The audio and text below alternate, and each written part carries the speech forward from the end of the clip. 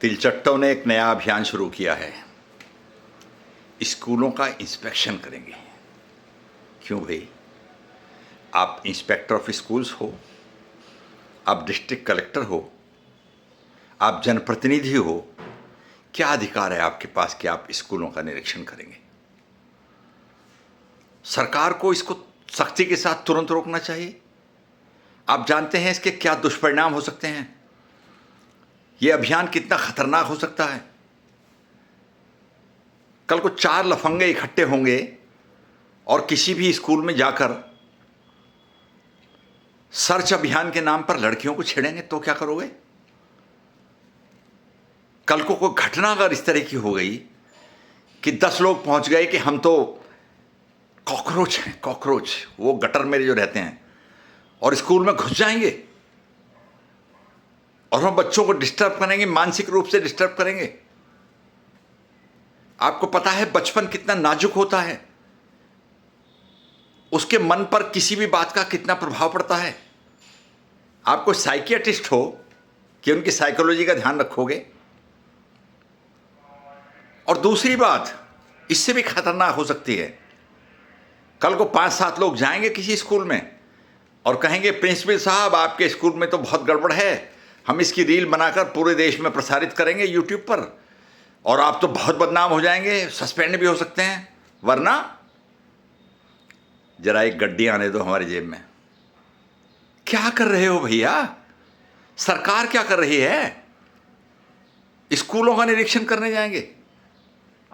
हालांकि कल राजस्थान में इनका ठीक से इलाज हो गया, आधा अधूरा हुआ है, मगर फिर भी एक दिशा मिल गई है इन्हें कि लोग आपकी इस ड्रामेबाजी को, नरेंद्र मोदी प्रभावित हो जाते हैं, आम जनता प्रभावित नहीं हो रही है।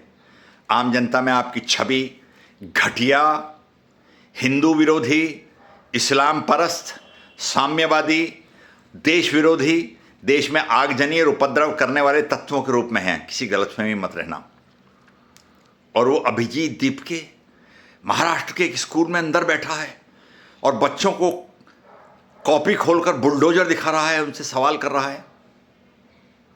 अभिजीत दीपके जी, स्कूल तो झारखंड में भी हैं, स्कूल तो हिमाचल प्रदेश में भी हैं, स्कूल तो पंजाब में भी हैं, स्कूल तो दक्षिण भारत में भी हैं।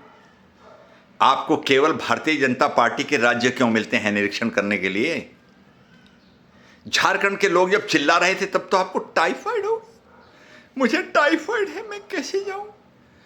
झारखंड नजदीक है कि महाराष्ट्र नजदीक है? महाराष्ट्र कैसे पहुंच गए झारखंड की बजाय? एजेंडा लेकर चलोगे, इस देश के लोगों को पता नहीं लगेगा आपका एजेंडा क्या है। मूर्ख समझते हो लोगों को। वो रांका राजस्थान में अपनी पृष्ठभूमि बना रहा है और ये महाराष्ट्र में अपनी जमीन बना रहे हैं, और सौरभ दास बेचारा नेपाल का है तो उसे समझ में नहीं आ रहा कि कहां बनाऊं। नेपाली। तो देश में एक अनुशासन होता है, एक व्यवस्था होती है।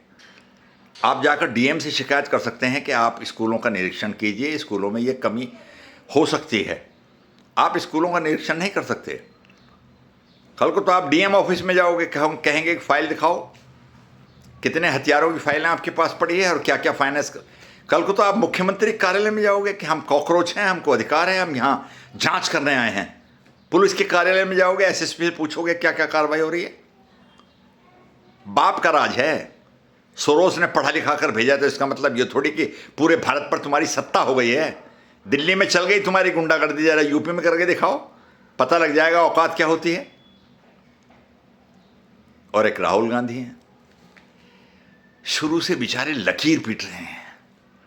जब कॉकरोच आंदोलन शुरू हुआ और 20 दिन तक उनके गिड़गिड़ाने के बाद, बंबई के कलाकारों के बुलाने के बाद, इस्लाम परस्त सनातन के खिलाफ जहर उगलने वालों के मंच पर आकर नाटक करने के बाद, और सारी राजनीतिक पार्टियां, चाहे वो साम्यवादी हों, कांग्रेसी हों, और केजरीवाल तो उनके साथ है, समाजवादी हों, सबके इकट्ठे होने के बाद जब भीड़ इकट्ठी हो गई तो राहुल गांधी को लगा कि ये तो हाथ से निकल गया, ये सारे के सारे जैन जी को तो ये कॉकरोच खींच के ले गए।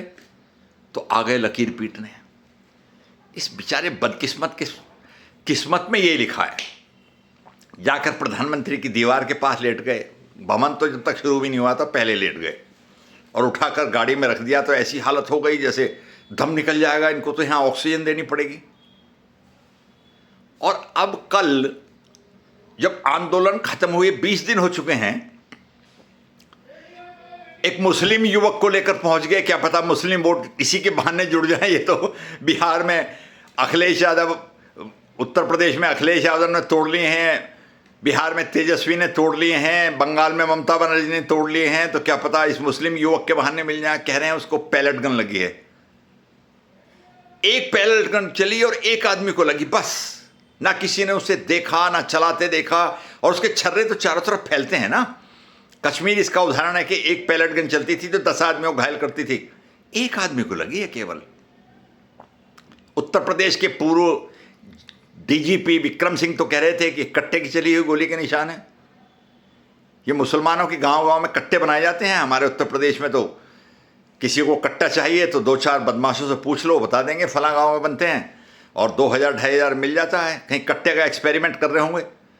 और इस आंदोलन में इस तरह के षड्यंत्र किए गए कि गोली चला दो, एक आदमी मर जाए, कुछ उपद्रव हो जाए तो 10-20 लोग मर जाए, आगजनी हो जाए, श्रीलंका बन जाए। ऐसी ही किसी घटना में एक आदमी को पैलेट गन लगेगी, उसके छर्रे चारों तरफ दौड़ते एक आदमी को लगेगी। उसको लेकर पहुंच गए थाने में कि एक आदमी को पैलेट गन लगी है, मुसलमान है, ये हमारा वोट है, इसलिए इसके पक्ष में एफआईआर दर्ज कर लो। और पुलिस ने बहुत देर ड्रामे करने का नाराने के बाद एफआईआर दर्ज कर ली। ये राहुल गांधी जैसे लोग इस देश के लिए अभिशाप हैं, बहुत बड़ा अभिशाप है। इनके चलते इस देश को कितनी बदनामी और कितना अपमान झेलना पड़ सकता है, इसकी आप कल्पना नहीं कर सकते। जितने भी देश होते हैं उन सब की एक जासूसी संस्था होती है। जैसे भारत में रॉ है। 20 साल पहले रॉ में एक मेरे मित्र काम करते थे, तो कैसेट का ज़माना था, तो उन्होंने बताया कि दुनिया के जितने भी रेडियो पर, टेलीविज़न पर राजनीतिक बातें होती हैं और भारत की चर्चा होती है, वो सब हम रिकॉर्ड करते हैं। उन्होंने बताया कि एक जो कैसेट की रील होती है ना, पतली सी रील होती थी, आपने कैसेट तो अपने ज़माने में देखे होंगे। उस कैसेट पर एक रील पर 8-8 बार हम रिकॉर्डिंग करते हैं, 8-8 उसके हिस्सों में, और वो सारे के सारे रिकॉर्ड रखे जाते हैं। पूरी दुनिया में जो राजनीतिक वार्ता हो रही है और कौन राजनीतिक व्यक्ति भारत के किसी भी राजनेता के बारे में, भारत के विपक्षी नेता के बारे में क्या कह रहा है, उसकी विचारधारा क्या है, कल को विपक्षी पार्टी भी सत्ता में आ सकती है, क्या उसकी सोच है, सब कुछ रिकॉर्ड रॉ के पास होता है, सब कुछ रिकॉर्ड होता है। और दुश्मन के देशों से जो वायरलेस पर वार्ता होती है वो सब रॉ के पास रिकॉर्ड होता है।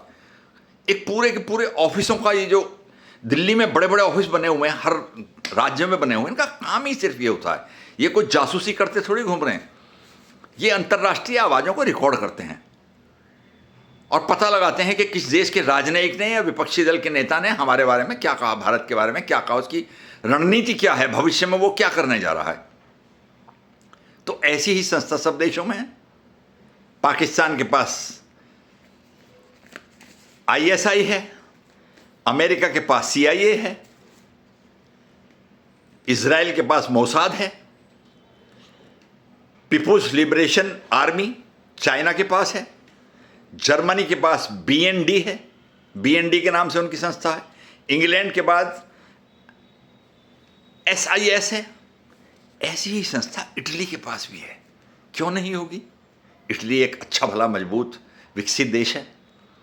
तो इटली के पास संस्था है, उसका नाम है AISE।